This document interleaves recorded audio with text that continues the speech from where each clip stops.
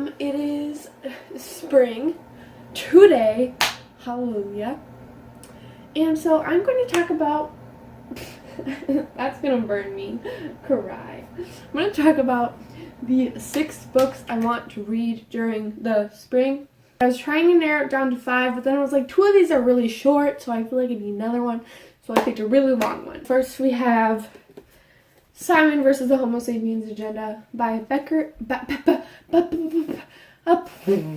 Albertalli. So basically, this book is a movie now called Love, Simon, and everyone loves it, and everyone loves this book, and so I just need to read this book. I bought this for myself on my birthday, so now I need to read it, because I think I will actually love it. I just need to actually pick it up, which I don't know. But now that it's on my spring TBR, I have to read it during spring, and probably one of the first ones I'll read. Simon versus the Homo Sapiens Agenda is about, from what I know, I don't really want to read the back, and I don't want to know what it's all about. Basically, a kid named Simon who's gay, and he forms like kind of like a little relationship with someone whose code name is Blue over email. Next one is one that I need to read really bad because it will finish this series, well, like from what we have of the series so far. That is, of course, I can't speak. A Court of Wings and Ruin by Sarah J. Maas. So, A Court of Mist and Fury ended with me like crying because I was like happy but really sad. And I've heard this book is really good. I also got the Court of Thorns and Roses coloring book for my birthday, so I may have looked in the back and seen like a minor spoiler. It wasn't minor, it was super major, and I was like, ah! And I think I almost started crying, but you know, yeah, that happened, and I'm just excited to read this book, but I don't know when, because it kind of like scares me a little bit. Court of Wings and Ruin is the 3rd book in the Court of Thorns and Roses series, which is a Beauty and the Beast retelling. That's all I'm going to really say. The 3rd book I want to read is We Are Okay by Nina Lacour. Technically, I've started this book, but when I actually start the physical copy, I think I'm just going to reread it. Like, restart, because I don't think I'll finish one by the time I start this. I got it on Libby because it bothers me when I don't have anything on my library app, and I've been waiting. I have like 7 books on hold, and none of them are like there, and the person renewed. There's someone inside your house, and I've just been waiting, and so I started reading this book, and it really, like, I connect to her, but like at the same time I kind of feel a little distant because I'm not at the same place as her in like my mental health level. But I really like this book so far. It's very like interesting. I think the cover is gorgeous. So the next one is Out of the Easy by Ruta Sepetys. So, basically, Ruta wrote Between Shades of Grey. And Between Shades of Grey is, like, my all-time favorite historical fiction, my all-time favorite standalone. I love that book, like, to pieces. I have not read any of her other books, but this and Salt to the Sea, I have both of them. That was a weird sentence.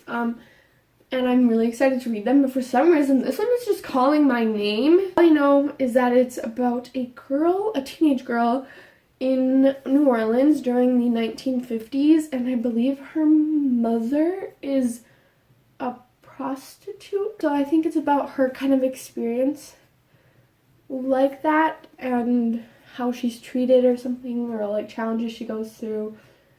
I don't know, but I'm very excited because Ruta Sepetys is an amazing author. Her historical fiction, which is I think all she has, but her books are written in such a way that you can understand how the people felt instead of just kind of watching it like it's a story, or like just knowing that that actually happened to somebody. But her characters feel so real, and I feel like the way she develops them feels like they could have been actual people during these times. And I really like that she does pieces on parts of history that aren't written about very often. So I definitely recommend checking her out. She's an amazing author. So the last 2 books I have are the 2 short ones. And the first one is A Monster Calls by Patrick Ness. I'm very excited for this book because I got the illustrated version and it's gorgeous. It has gorgeous pictures. I absolutely love it, and I'm not sure what it's about, but I'm very excited. A lot of people absolutely love this book.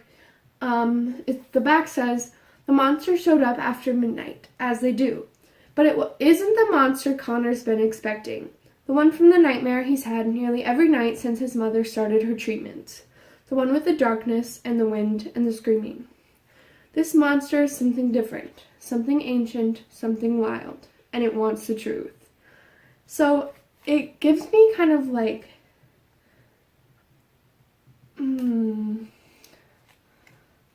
big friendly giant vibes, even though I feel like this is going to be much darker and much more meaningful. I feel like it could be something like that. That's by Roald Dahl, by the way. And I'm just so excited because this one's pretty short. It's like 180 some pages with all the pictures in it too, so it's pretty short. And I just think it's going to be an amazing book, and I do not want to wait to read this book any longer. And the last book I have is another pretty short one, and because it's poetry, and that is The Princess Saves Herself in this one by Amanda Lovelace. So I got this for my birthday, and I'm very excited. So I don't delve into poetry very much, but I was weirdly drawn to this book when I found out about it, and then I went on the author's Twitter, and I felt weirdly drawn to this book, I needed to read it. And even just reading the beginning, she references Harry Potter, which I don't like, but very much, as you may know. But she feels more like a reader than an author, even just by the first couple pages.